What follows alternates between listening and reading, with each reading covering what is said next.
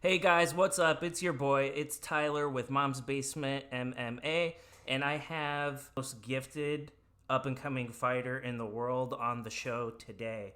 Christian, the Poi Pounda Natividad. Christian, welcome to the show, man. Appreciate you saying that, man. What's up, everybody? Thank you guys for having me. Absolutely. Well, it's a huge honor, and in preparation for this podcast, I look at hundreds of hours of film. There's a lot of research. There's a lot of things that go on behind the scenes. I will never be a fighter, but I try to prep like one, like looking at other fighters, looking at the competition, and just kind of getting a feel for my guests and trying to understand their fighting personality, things they do well, and just kind of where they are in their career. And I say all of that because there are two people that have stood out to me throughout all of that. You and Terrence McKinney, and you both are in LFA. Well, Terrence is now in the UFC, but like they're like you two guys. Um, there's just something really special, and you remind me a lot of him, and just your way that you're able to just take over and dominate. hmm So I think you're a really special talent. I'm really excited to have you on the show, and I just know when I'm talking to a champion, and I know you will be one with whatever organization you end up being with one day. I have no doubt about it. You are that special. I appreciate you saying that, man. Yeah, talking about Terrence McKinney, that guy's an absolute stud. Just the way he fought LFA main event about a week later, made his UFC debut and dominated the guy. Just threw two strikes, and that's all she wrote. That's all she wrote. And hmm yeah, he's I'll have to get him on the show, but now since he's all big in Hollywood now, that might be a little more difficult, but that's all right. I'm a charming dude. So before we talk about your amateur career, I want to talk about your nickname. I think I have it figured out. I think I know what it means, and why don't I'm sure you're probably tired of explaining it, so why don't I try to explain what I think it means, and you can tell me if I'm right or not. Go for it, man. All right, so I've been to Hawaii one time, and it's really beautiful. Loved it there. So hmm poi is like that's like a plantain, more or less, right? More or hmm less. And then to like prepare that, like it would look like you're doing like a hammer fist on somebody, basically. Pretty much. Poi Yeah, pounder. that's pretty much it. Is that it? Yeah, it's not difficult at all. It's just very unheard of, just because it's very usually only happens in Hawaii. Yeah, yeah. So well, in Puerto Rico, like plantains are a big deal. So, hmm but yeah, I mean, I thought about it and I was like, after watching you fight, I was like, it's because like he pieces guys up like on the ground, like with the hammer fist and stuff. That's where that's coming from. And that's it, right? Yeah, yeah. So the way I actually got that nickname was my last amateur fight. Believe it or not, as small as I am, I fought at featherweight, and I fought for the featherweight title for rough. Mm-hmm. And the way I beat him was I was just hammer fisting this guy's face in the first and second round, and it was mainly my brother and my roommate at the time. They're just like, "Well, this guy is Christian is whacking this guy like a poi pounder," and it just stuck ever since.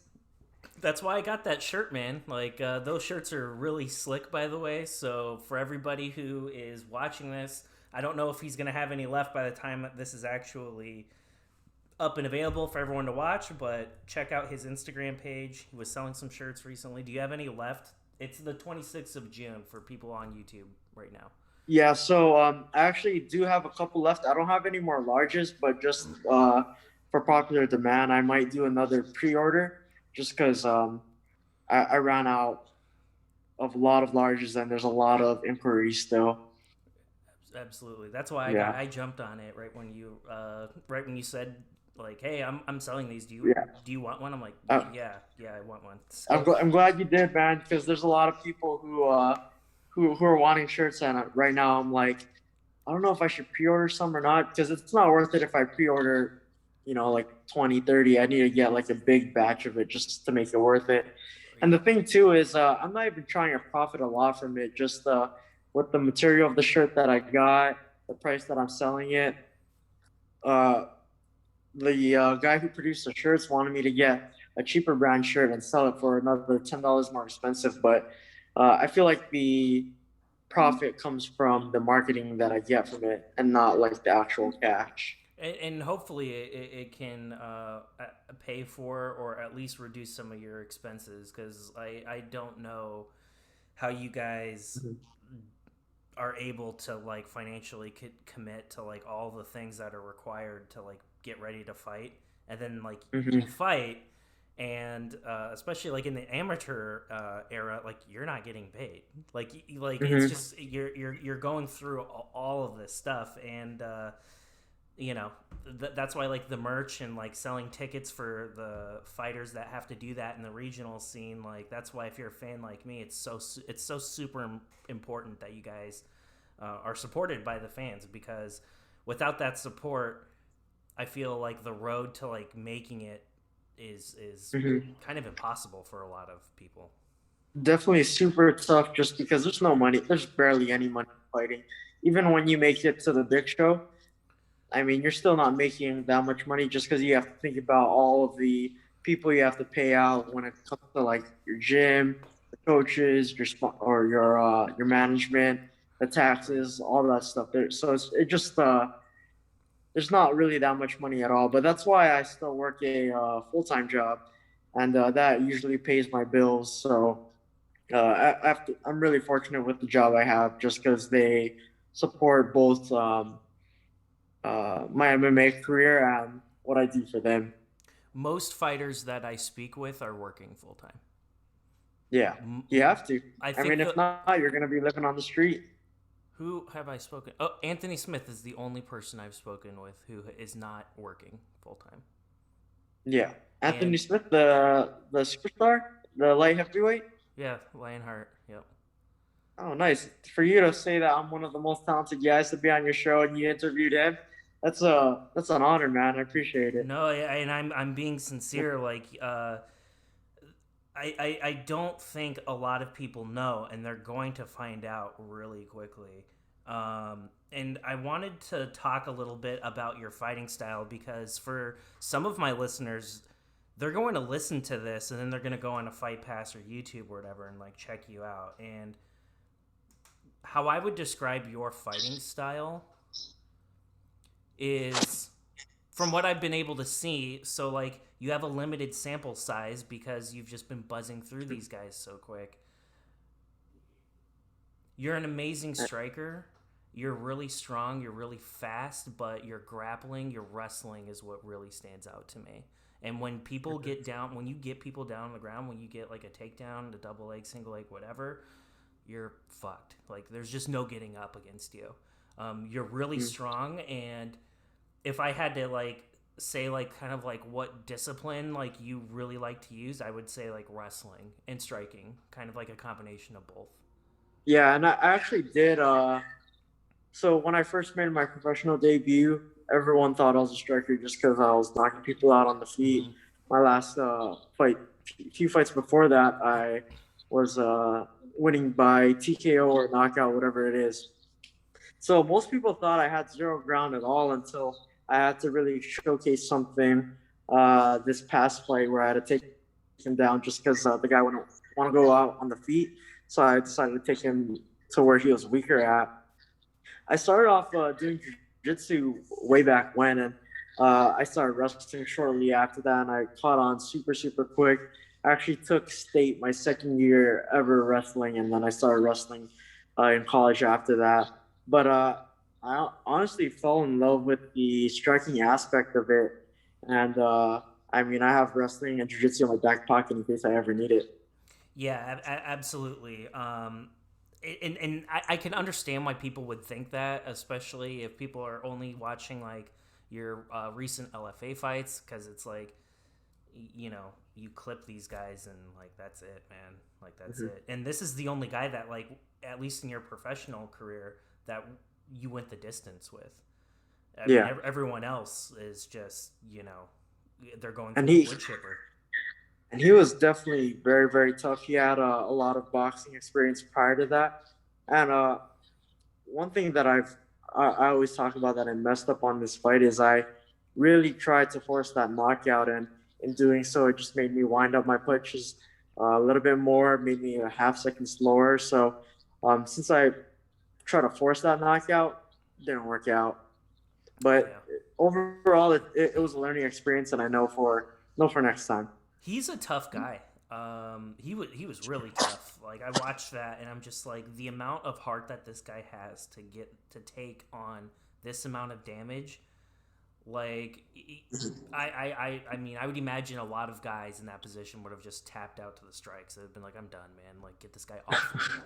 Like and Yeah, so this guy was really tough. he was a tough guy. Like he had a lot Mhm. of heart, and I hope you bought him a beer after that fight because he deserved it. Yeah, So and he was pretty jacked too. He was a lot bigger than I was, so he definitely had that size advantage. But um, that's one of the reasons why I'm going down to 25, just because I'm a small 35er, you and think I'm so? naturally I believe so. I mean, I'm only 5'5". I'm not ripped like most of these other 35ers, and I mean, these 35ers these days they're tall, man. They're like 5'9", 5'10". Some of them are even 5'11". So just them having that reach advantage, which I definitely think I could still run over all of these guys, because that is my ultimate goal, to run the 25 and 35ers. But starting off, I have to start taking over the people that are actually my size. I for you, I think like you're so good. I don't think that shit matters, man. Like I really don't. Like I understand. I appreciate that, man. Logically, I get it. Like I get why you would say that. Hmm. But I really don't. Like I think you could compete with pretty much anybody. And I wanted to ask you, like, kind of looking back on your AMI career and then your pro career, they kind of are a lot alike. Like how you pretty much showed up and just start working through guys. Like there's only I think there was only like one guy in your AMI career that went the distance with you too. Of the rest Yeah. of them, just another offering for Christian. Like it's pretty much over as soon as it Hmm. began. And one of the questions I had for you was there was like a hiatus like you almost took. Like what was up with that? Because like on Tapology it says that there was like 2 or 3 years from there's like a 2 or 3 year Hmm. gap in your AMI career. Was there something that was going on?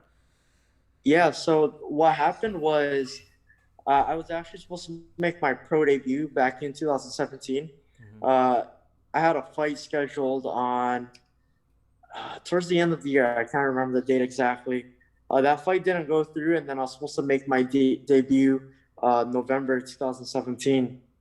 Uh, about, I want to say, close to 2 months prior to that, I actually tore my ACL, and that did set me back pretty far. But honestly, huge blessing in disguise, because I did definitely learn a lot of things throughout that recovery process, and the people that I met.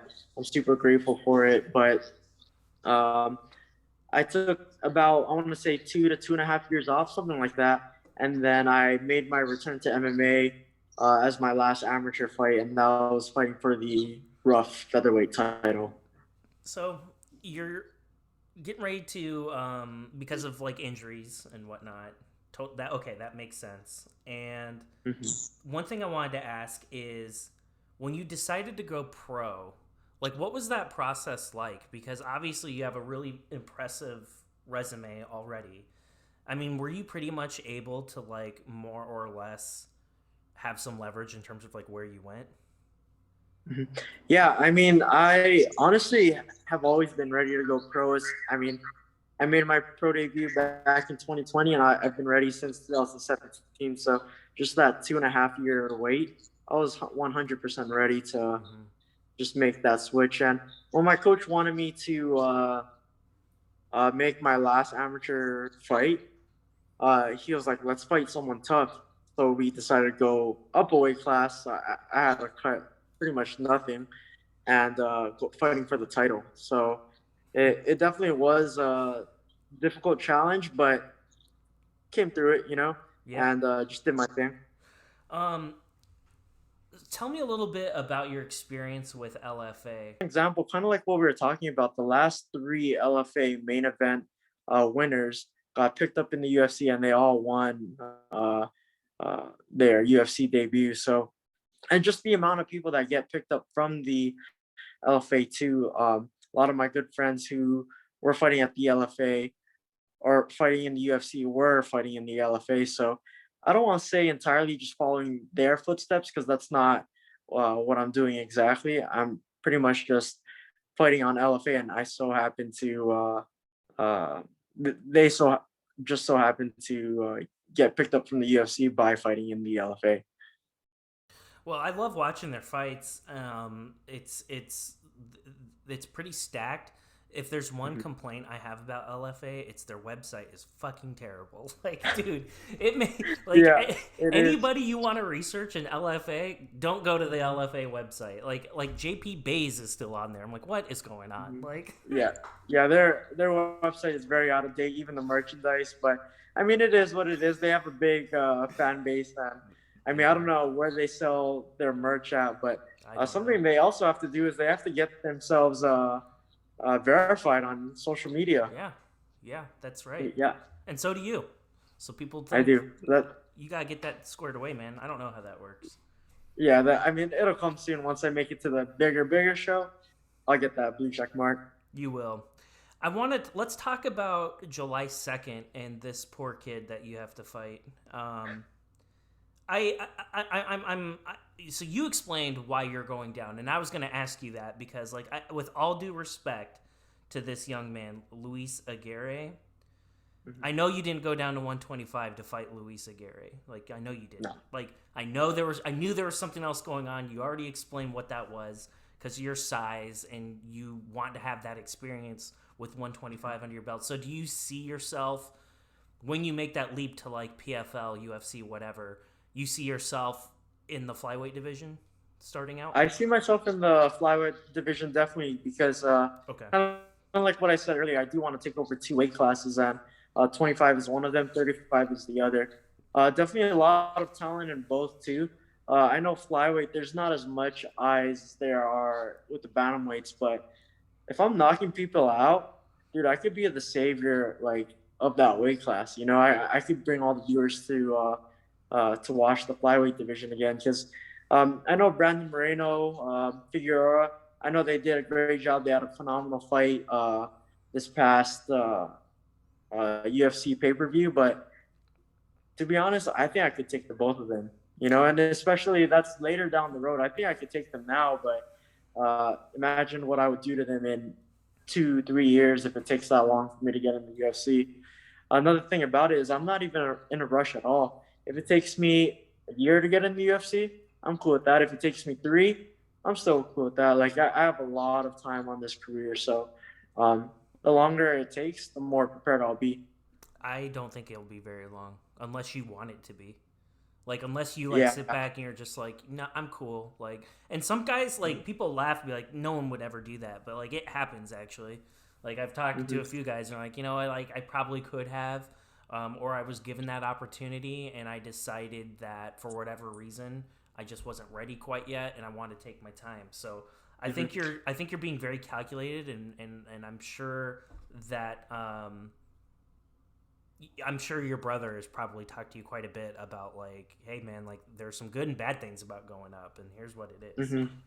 Yeah, definitely. And so, like, when I do get to the UFC, I'm not just going to be in the UFC just to be in the UFC. When I get to the UFC, I want to take over. I want to climb up the rankings quick, and I want to be the champion. I don't want to say as soon as I can, but once I get into the UFC, I'm going to make a name for myself. Like Andre Fili, we were talking about it earlier. He's a phenomenal fighter. He's great, but he's been fighting in the UFC for so long, you know, and he's not even ranked. So when I get into the UFC, I want to be fighting top 15 for my second, third fight. By the time I have my fifth fight, I want it to be a title shot or maybe even a title defense. So For I definitely 125, want it's to climb up the feasible. rankings. Your path Definitely to is. yeah, your path to getting there is a lot. I'm not gonna say easy, but compared to what 35 it is, because Oh 35 yeah, is deep. Like I don't even know if O'Malley's ranked. I don't know if he is. yeah, He yeah, might be now, yeah. but I don't Yeah, think he 35 was. is stacked. I mean, if you think about it, there's like Eddie Wineland's 4 not ranked, champions in the top 10. right? Like Eddie Yeah. Wineland, he's another guy. Like I know he got like a flash Hmm. KO, but like he's amazing, and he's not Hmm. ranked. Like there's Yeah. there's some killers in 35. Like Oh, definitely. Yeah, and they're all studs, man. And that's one of the reasons why I want to take over that weight class later mhm. down the road, just because I want to be the king of all of those guys. Well, it's certainly doable, and you know, Luis Aguirre. I have to talk about him a little bit. This is his first fight in the LFA, if I'm not mistaken, and he last fought in December in a Mexican promotion. He's a young guy like you, but it's really hard for me to like get an understanding or kind of like assess where he's at because in the Mexican promotion, at least what it looked like to me from what I was able to see online, the cage was like really really tiny, and Hmm. the size of the cage is going to dictate how your fighting style. Like we've talked and heard so much about, oh, the Apex is a smaller cage and it makes kind of a big difference. And I mean the cage that he was in was, to me, I looked at it, I'm like, wow, that's pretty small. So I don't really have a feel for him in terms of like where his strengths, where his weaknesses are, because like that fight in the Mexican promotion, at least the ones that were he fought in a little cage, and then I think his most recent fight, he fought in a boxing ring. So it's like I don't. There's really not a lot for me that I can go off, but I can say this: what's in it for him to fight you? Because to me, I don't think it's a good idea. Like I'm really trying not to like be too hard on this kid, but like he has not fought anybody like you, and I, I'm wondering if they really thought about that or if it was just like, hey, like this is the fight we're gonna offer you, and he was just like, oh, cool, I'm in the LFA, all right, sweet, I'll take it. Like I'm a Hmm. little, I'm trying to look at it from the other side of it, and I'm just like, man, like if I'm a coach, if I'm like friends with this kid, I'm like, dude, you do not now. Like this is not a guy Hmm. you wanna go with. Like, were you surprised at all that they offered this name to you, or did you just not really think anything of it? I mean, I don't want to say I wasn't surprised because I was hoping for someone to uh, take the fight with me, just because I was trying to fight on June like 7th or something like that, just about a month ago. But there wasn't anyone that accepted a fight with me. So when I figured out that he wanted to fight me, I was just more excited than shocked than anything. Mm-hmm. Just because I had an opponent, I had something to look forward to. As far as like what he's getting himself into, I mean, I feel like most people have never really fought anyone like me, so it's really the same thing, just a different name, a different look, Right. same goal, same outcome. Yeah, I mean, I'm like to 99.9999999%, and then like the line on top for infinity. Like Luis Aguirre is gonna whip your ass. I don't care how big you are. For Mhm. like for people that aren't like you, like he is going to like whip your ass. Like he's a small little dude, but like Mhm. he will piece you up. I don't care if you're 300 pounds. Like that kid would piece you up, and I do think like when July 2nd comes, and I wish him the best. I certainly want to see him succeed. I don't want to like see anybody fail, but like I do believe it's going to be like a man fighting a boy. Mhm. I don't think, Yeah. and you know, hey, props to him for going in there against you. He signed the contract, so obviously he I think he knows, but like he's either incredibly brave or incredibly dumb. I'm not sure Yeah, which one it is. or maybe both. But to be honest, I think that's why I'm so excited for this fight. Just because this guy, he's down to bang, he's down to brawl. I mean, I feel like he would accept the fight going against someone that's 30-4. He's just down to bang, and like a lot of Mexican fighters, those guys just like to come forward and they like to throw and they like to fight. So uh, it could possibly be a grueling fight, but They're the savages. more they are, Well, definitely but are. so are you guys, the Hawaiian guys, man. And the Hmm. Samoans. Oh my god, like to me, I Yeah. think the scariest guy to me, like not named Francis Ngannou, but like the scariest guy, in the UFC to me is Justin Tafa. I look at that guy and I'm just like, nope, I'm not fighting that guy. Like, there's Yeah, no way. Like, that guy is just a big, muscular, just yeah, Samoan Incredible Hulk. yeah. All of these Samoan guys, those guys are like heavy hitters, and I mean, it doesn't take much. Like even with small gloves, I mean, it doesn't take a lot. And imagine coming from a huge Samoan guy. I mean, it's just dangerous. Dangerous for your health, for your well-being, all that stuff. You know what? I would imagine though, it's like I think I'd rather fight Justin Tafa than you, because like you would probably like try to toy with me and probably try to take me down to the ground, which you would, and then piece me up there, and then eventually I'd get knocked out. Like I think Tafa would just like slap me, and I would just be blanked out right away. Yeah, Like he yeah, would probably just bitch slap me like this, and I'd be freaking concussed and done. Like I think I would yes. rather go out that way than fight with you, because then like you would just like torture somebody. I think Oh man, I don't know. That's kind of crazy for you to say, just because if I were to fight someone like that, I would be terrified for my life. I'd be terrified Like no matter what. yeah. I'm You're terrified too no. kind, man. You're too kind. I'd be terrified no matter what. But at least with Tafa, like you're not gonna. I don't think you're gonna feel much. It's like putting your head up against a bazooka. Like you're just gonna Yeah, get turned into mincemeat right away and probably not feel anything. And I yeah. wanted It's to like ask. death by gun or death by knife. Yeah, exactly. Yeah. And so we're at 125, and I wanted to ask you, Christian. So is this your first? This is your first 125 fight ever, right? No, I actually fought at 125. My third and fourth amateur fight. So how old were you when you for the third and fourth fight in Amies? How old were you? I want to say like Like like 20? 19 or 20, maybe Okay. something like that. Yeah. And tell me about your camp. Like, so we're in the big leagues now, and it's your first 125 fight in the big in the professional level. How has your camp been? Have you had to make some changes apart from your diet, but just like from a training standpoint? Are there any things different that you're doing? There is. So for everyone that doesn't know, I actually left my old camp, and I am training under Fight Ready now. Fight Ready is where Eddie Cha, Santino DeFranco, Alan Veers, Angel Cejudo, that's Henry Cejudo's brother. Mm-hmm. That's where all of them are at. And nothing personal against Arizona Combat Sports. They're a phenomenal gym. I still go there and do my jiu-jitsu, talk to the head coach, Trevor Lally. It's just that I needed a little bit more just because I didn't have the training partners. I didn't have the attention that I needed. So I went ahead and made the switch over to Fight Ready. And to be honest, as scary as it is, it's honestly probably one of my favorite decisions that I made uh, from a fighting aspect, just because all the things that I'm learning and all the training partners that I'm training with, it's been a roller coaster. 2021, it's been a year of change for me, just because a lot of things changed personally and from a career standpoint.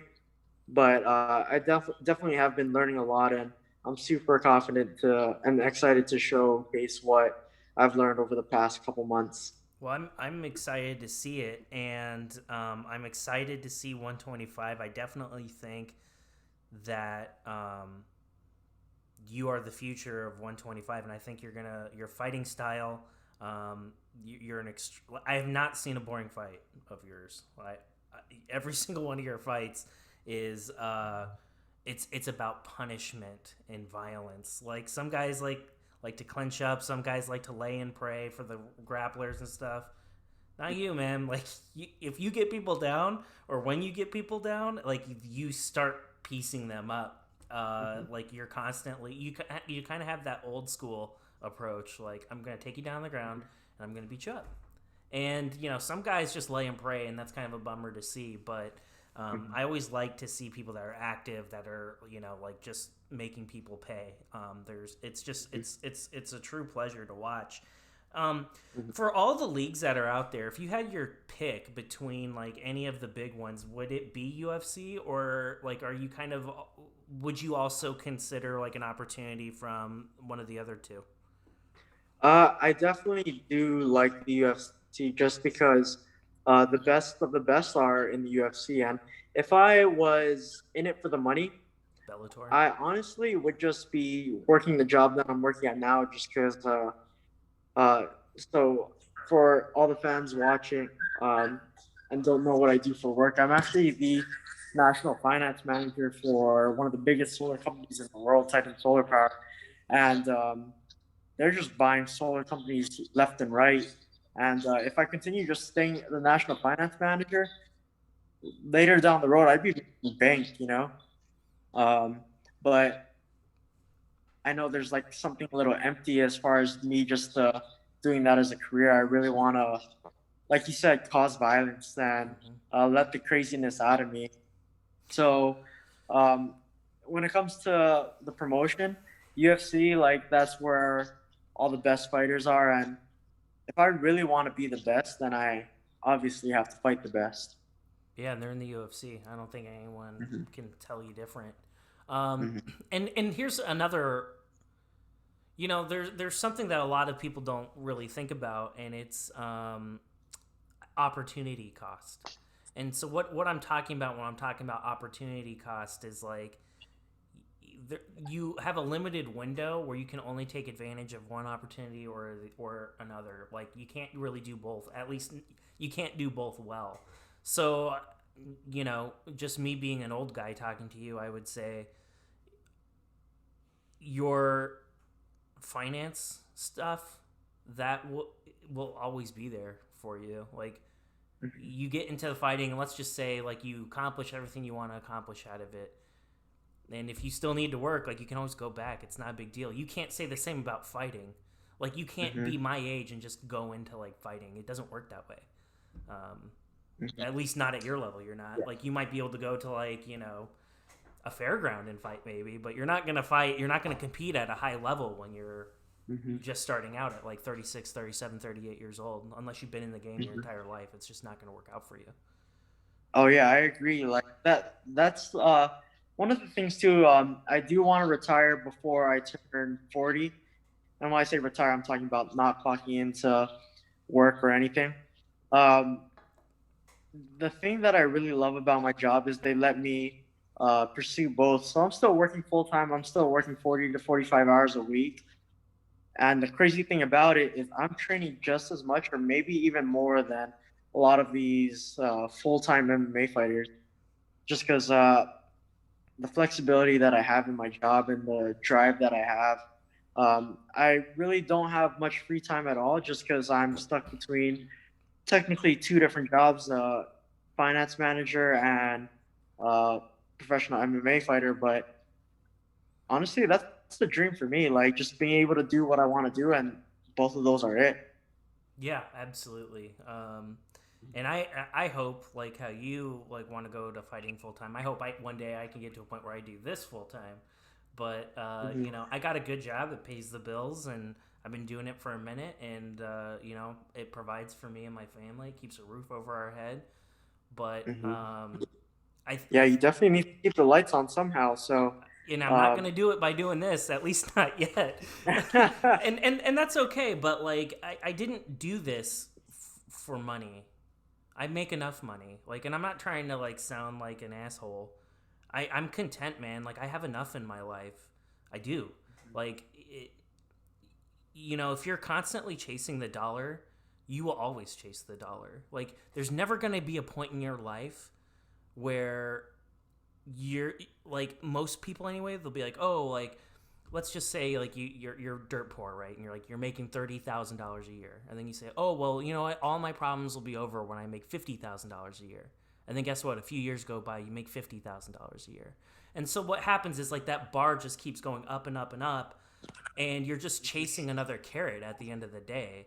And like I would tell anybody, no matter what you do, whether you are a professional athlete like you or if you're a working professional, like you have to know like what makes you happy, and it can't be money. Like money is important, yes, pay your bills, but if you're chasing the dollar your entire life, you're never going to be happy, man, ever. And Yeah. and it took me until I was in my mid-30s to figure that out. Yeah, and it's all paradigm, man. It's the way that you see things. That's why I've been doing this training called Seven Habits. It's by Franklin Covey. It talks all about paradigms, and uh, it's one of the reasons why I want to continue to just fight MMA, just because it's not about the money, man. I mean, like you said, money's important. You need to keep the lights on somehow. You need to feed your family, all that stuff. You need to feed yourself and get the best possible treatment and lifestyle for you. But it's about being happy at the end of the day. Yeah. Yeah, 100%. And like when you're doing something like this, like so for me, I spend hours like preparing for interviews. I look at tape. I look at everything I can get my hands on because I owe it to every person who's gracious enough with their time to be on the show. Doesn't matter if they're an amateur. Doesn't matter if they're in the UFC. My prep is the same no matter what, and I owe that. Like every guest deserves my best, but when I prep for that, it doesn't feel like a job. Like like I can look at stuff. I think I went through like 4 hours of prep stuff for you, but it just went like that. And I'm watching fights, like that's what I normally like to do anyway, watch fights. So like all of a sudden, like I'll look up from the clock and like 5 hours have gone by. I'm like, oh shit, like I got like other stuff I got to do. Like my wife asked me to do stuff, and I'm like, Jesus, like what happened, you know? And I'm sure that's it's probably the same for you. Like when you're at the gym or when you're sparring, like you know, like you feel it for a little bit, and then you're just like, holy crap, like 3 hours went by. Yeah, you know what they say, man, and it's oversaid a lot, and you hear it all the time. But love what you do and never work a day in your life, and I'm a big believer of that. I mean, there are times where you're not gonna want to clock in. Like, there's some days where I don't want to go train, and honestly, like, I mean, that's what it's gonna be sometimes. You know, sometimes you just don't want to do something, but you have to. But at the end of the day, if you really are passionate about it, you'll be fine, you know? Yeah, whatever that looks like for you. You know what I mean? Mm-hmm. Like I think everybody was put on this planet for a reason. Like I think everyone has Mm-hmm. like something to contribute, whatever that is, whatever that may be. And Mm-hmm. I honestly feel this is what I was supposed to do. I believe that. Definitely. And you know, Yeah. it's just a matter of putting in the sweat equity and trying and trying to get better every single time. So you know, just like Mm-hmm. that's the mentality I have. And you know, you'll get the flyweight strap, and then I'll take over for Joe. I'll be like, Joe, get out of here, man. That's my job. Mm-hmm. Yeah, man, if you're doing all that research, I know a lot of them are researching the day prior, like all the commentators. I feel like you have it in you, man. Well, I appreciate that. And before I let you go, I had two questions for you. Number one, I had a special request. Um, how much do you love Seth Showtime Wheeler? I'm supposed to ask you that. Uh, that guy's my boy, man. He's a phenomenal training partner. I'm guessing you know who he is. Yeah, I just started following him. Like he like hit me up when I put that when I put like, hey, if you have a question for Christian, like hit me up. He hit me up and was like, and he said like, Yeah, yo, like ask him how much he loves me. And I was like, okay, I'll ask him. yeah. I don't care. I love that guy, man. That guy's an absolute stud, and he's a super cool guy as well. The tough thing is that I'm at Fight Ready now, and he's at AZ Combat, and I wish I could just train with him often, just because he's so talented. He has good striking, even better ground. So he's definitely a great partner. But just with all the time restraints, it's hard for me to train at both gyms. You Yeah, I got you. I'm gonna have to hit that guy up and ask him to be on my show too, because I know? love, you know, I love talking to like up and coming talent. It's super cool. It's super like rewarding to me, and I Yeah. feel like people who have shows like everyone. It's like, oh, I want to talk to like Francis Ngannou. It's like, well, everybody wants to, but like you know what? Like there are other Francis Ngannous out there that nobody knows of yet, and Mm-hmm.